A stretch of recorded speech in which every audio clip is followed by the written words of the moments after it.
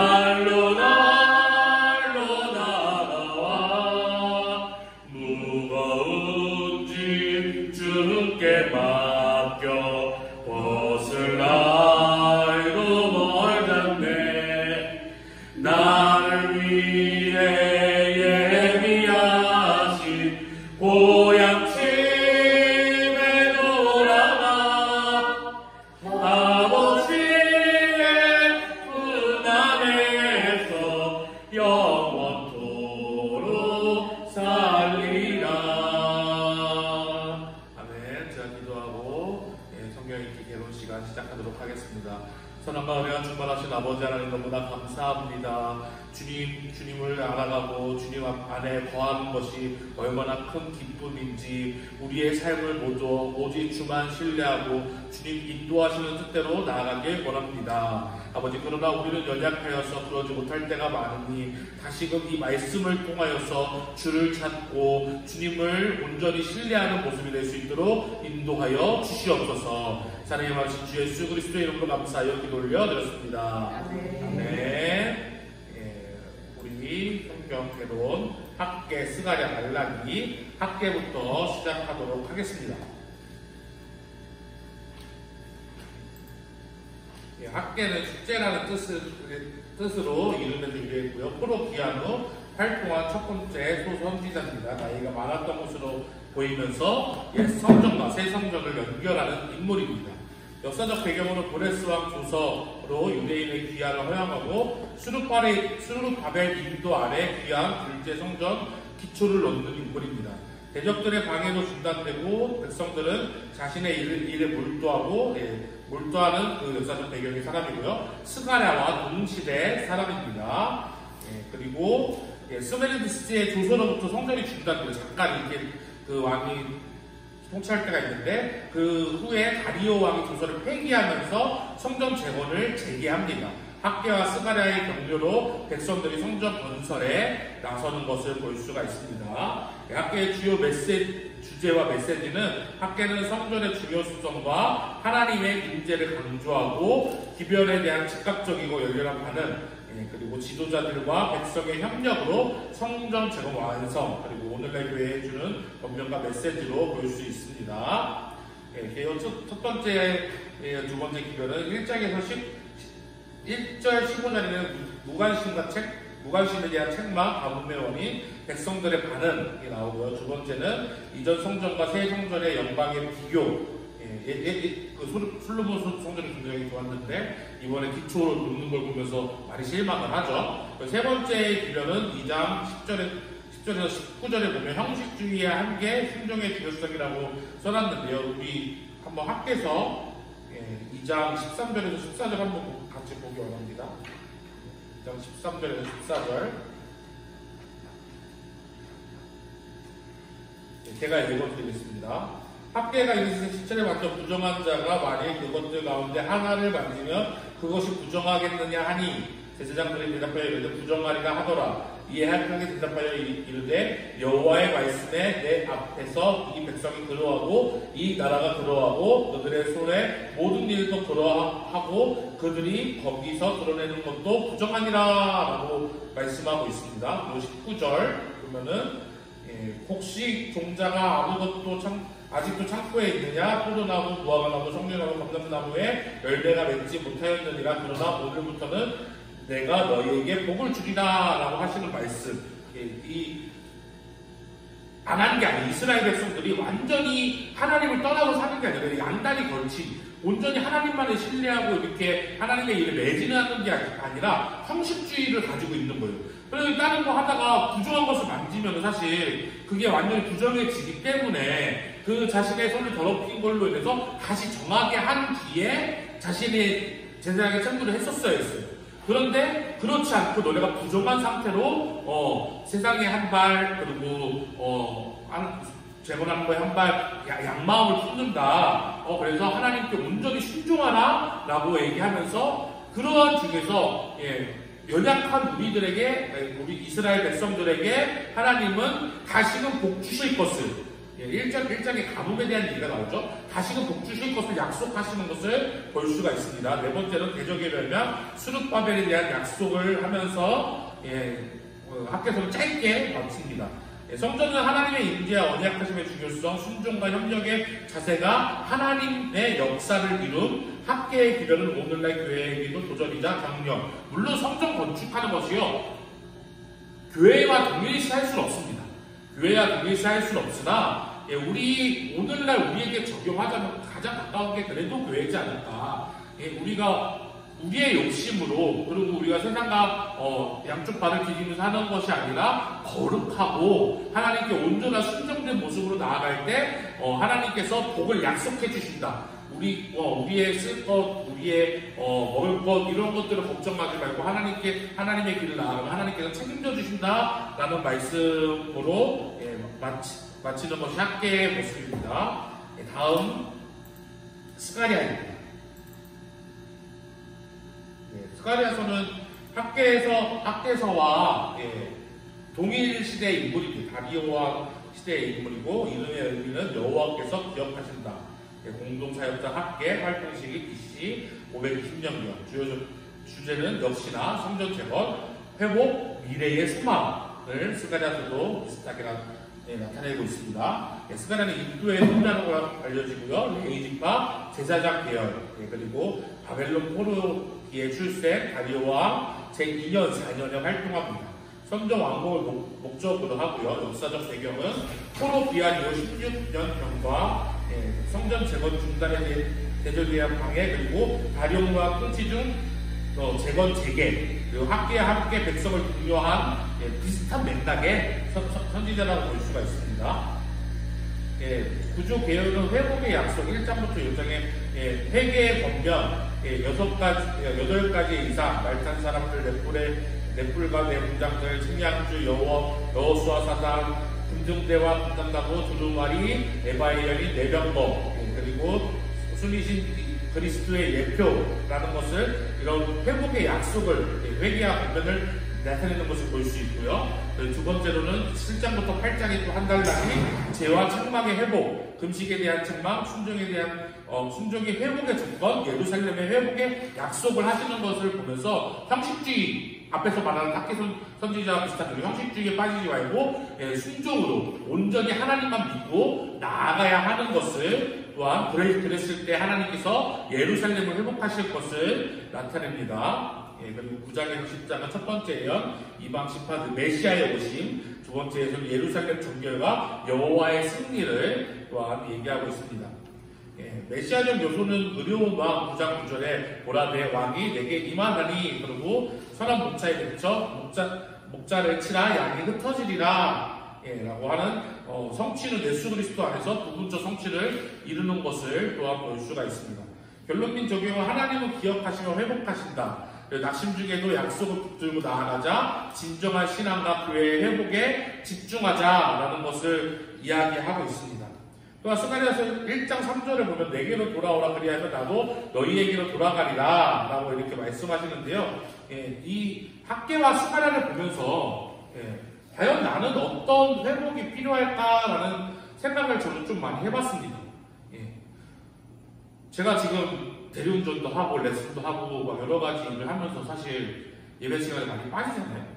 나에게 주신 말씀이 아닌가 이런 생각을 하면서 하나님의 약속을 어떻게 붙드는가, 그러면서 돌아보게 된 저의 나눔은요, 내가 내 힘으로 교회를 다시 세우려고 애를 썼구나라는 좀 생각이 많이 들더라고요. 제 고백을 하잖아요. 학계 스가랴를 보면서 성전 재건하는 그러한 이스라엘 백성들의 모습을 보면서 사실 자신의 삶도 바빠요. 먹고 살 걱정, 계산된 계획, 이런 것들, 내가 이렇게 해야 이렇게 일이 풀리지라고 생각하는 나의 생각, 이런 것들을 의지하고 나아갈 것이냐, 하나님을 온전히 신뢰하고 나아갈 것이냐라는 그러한 선택지에서 목회자지만, 목사지만 저는 그랬던 것 같아요. 저는 좀 그래도 이렇게 방법이 명확하게 보이고 할 수 있는, 내가 노력할 수 있는 부분들이 있는데 어떻게 해야 될까, 그리고 명확한 부분들로 나아갔었습니다. 그래서 더 기도하게 되는 게 제가 죄송합니다. 제 얘기를 많이 나눠서 하나님 앞에 어떻게 사역하는 것이 더 옳을까라는 생각이 많이 들었어요. 그래서 이 부분을 좀 얘기하면서 오늘은 특별히 좀 한번 여러분들은 하나님과의 관계에서 요즘에 나의 신앙이 어떠한지 좀 나누는 시간이 좀 하면 어떨까라는 조심스러운 제안을 해보는 것은 괜찮으십니까? 우리 주 선생님부터 요즘 하나님과의 나의 관계에서 나는 어떠한 신앙생활을 가지고 나아가시는지 한번 짧게 나눠주셨으면 좋겠습니다. 저부터 하고요? 네. 오늘 저녁에 개론을 함께하고 써봐야 그다음에 말라기 현장에서 다 읽고 왔는데 하나님께서는 선지자들에게 계획에 의해서 이루어지고 있다는 걸 많이 보고 있고 그다음에 그 바벨론 포로에서 70년 만에 귀환시키겠다는 그 약속을 계획대로 선지자들이 지체하고 있을 때 불러서 왜 지체합니까? 빨리 서둘러서 성전도 건축하고 성벽도 제거를 하고 이렇게 하는데도 선지자들은 지체하고 있는 걸 볼 수가 있죠. 그게 우리의 모습이 아닌가. 하나님이 하나갈 때는 즉각 순종하는 것이 필요하지 않겠느냐. 그렇게 감사하는 게 결론입니다. 그리고 이 스가랴 선지자가 예수님에 대해서 언급을 했어요. 나귀 새끼 언급을 했고, 나귀 새끼 있다고 하는 거, 겸손의 왕으로 언급을 했고, 그 다음에 은 30년, 예수님의 은 30년이 팔릴 거, 이것도 언급을 했죠. 장차 될 예수님에 대한 모든 것이 그 예수님의 탄생에 초점을 맞추고 있기 때문에 그것도 하나님의 한 과정이니까 그래서 그 하나님의 경로를 통해서 주님의 일을 계속 진행한 것을 우리가 말씀을 통해서 묵상하고 때를 기다리고 또 내가 주인이 아닌 하나님이 주인 가운데 나를 내려놓는 자세가 필요하다. 우리는 살 때 내 글을 위해서 많이 한다고요. 내 자랑, 내 글을 위해서 많이 하는데 나를 내려놓고 나에 대해서는 힘을 빼고 예수님만이 나의 주인으로 회복되면 나는 어떤 회복이 필요한가? 내가 주인된 걸 빼고 예수님이 내 주인으로 회복되는 것이 필요하다. 그렇게 정리하겠습니다. 감사합니다. 권사님입니다. 하나님하고 동행하면서 살아야 되는데 요즘은 더위와 동행하는 것 같아요. 더위 생각에 그냥 하나님 생각은 멀리 떠나가져 있는 것 같은데 이런 시간들을 통해서 하나님에 대해서 좀 더 알아가도록 또 가까이 교제하도록 하겠습니다.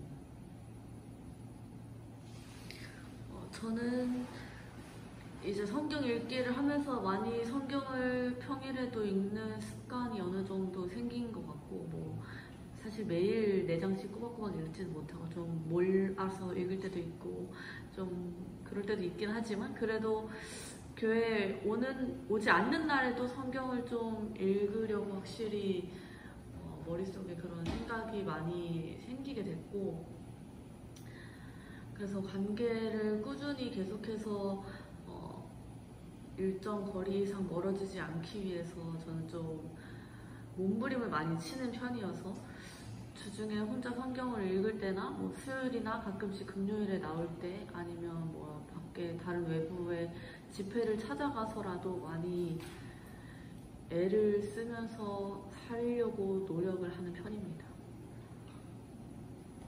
이상입니다.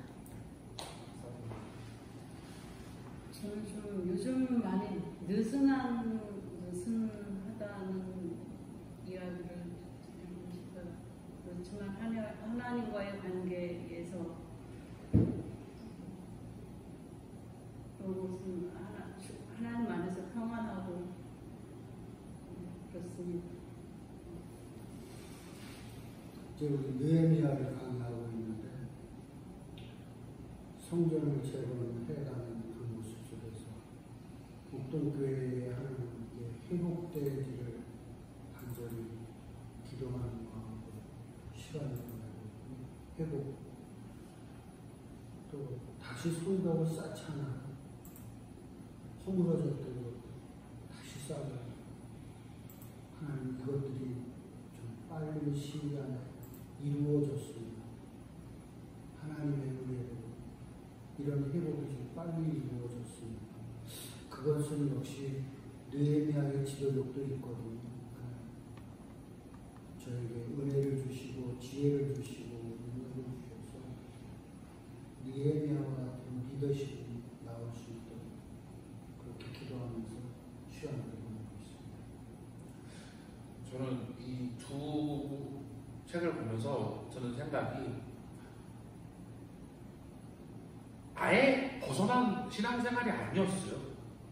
진짜로 다 떠나갖고 있고 그런 게 아니라 그 마음의 중심이 없느냐 물어보는 그 하나님의 그 질문이 나한테 올 때 나는 중심이 어딨나 이런 생각을 하고 요즘에 이제 하나오십이고 분주하게 여러 가지 일들 펼쳐놓고 전도하러 나가고 이제 운동하고 사람들 만나고 복음을 전하고 하는데 더 나 자신을 내려놓고 더 기본에 충실해야겠다는 생각을 더 많이 했습니다. 네. 이제 하나오십 예배할 때 이제 그 친구들이 이제 전도하기로 대상자들이 오기로 약속을 했는데 거기서 은혜 받고 우리가 같이 신앙생활 하자 이렇게 다시 제안을 할 거예요. 네. 그 후에는 좀 교회 안에서 더 시간을 많이 보내며 그들을 잘 훈련시킬 계획을 잘 준비해야 되지 않을까, 그 모든 것을 하나님께 맡겨야 되지 않을까라고 생각하는 시간이었습니다. 예, 말라기 시작하도록 하겠습니다. 말라기에서는 나의 사자라는 뜻이고요. 실명보다 하나님의 사자의 의미로 보는 견해도 있습니다. BC 425년경 느헤미야 시대 또는 그 직후 활동으로 보여집니다. 느헤미야가 총독으로 귀환한 후의 시기고 영적 개혁 후 다시 퇴보한 세대, 종교적 무기력과 타락이 만연한 세대입니다. 주요 개혁의 영적 쇠퇴, 형식적 종교, 제사장과 백성의 타락, 하나님과의 언약을 멸시, 하나님께서 8번에 걸쳐 백성에게 경고하는 것을 볼 수 있습니다.